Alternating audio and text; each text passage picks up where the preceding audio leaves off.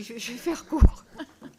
Madame la Présidente, Madame la Ministre, comme vous l'avez rappelé, vous êtes venue en début de semaine en Occitanie et vous êtes venue dans une ferme du Lauragais, dans le Tarn, une des dernières fermes d'élevage dans un secteur qui est consacré maintenant entièrement aux grandes cultures.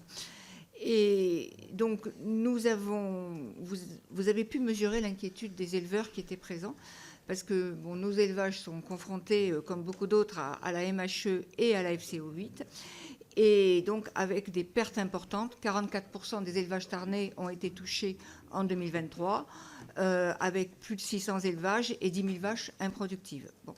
Les vaccins existent, mais ils sont payants. Et donc, ça représente un coût non négligeable. C'est 5,50 € par vaccin, avec le rappel. Pour une exploitation moyenne, ça fait à peu près 1 500 €. Et donc, vous avez annoncé l'achat de 2 millions de doses supplémentaires pour la FCO3, en plus des 12 millions de doses déjà prévues.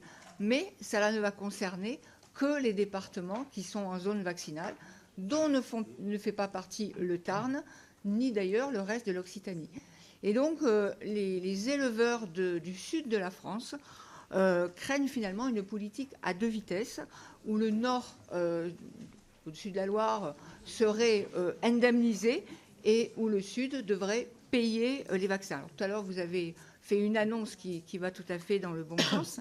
Mais comme vous nous avez dit ce jour-là que vous étiez attaché au principe de prévention, il nous semble que ces trois maladies, elles ont exactement les mêmes symptômes, elles ont les mêmes vecteurs et elles ont les mêmes effets.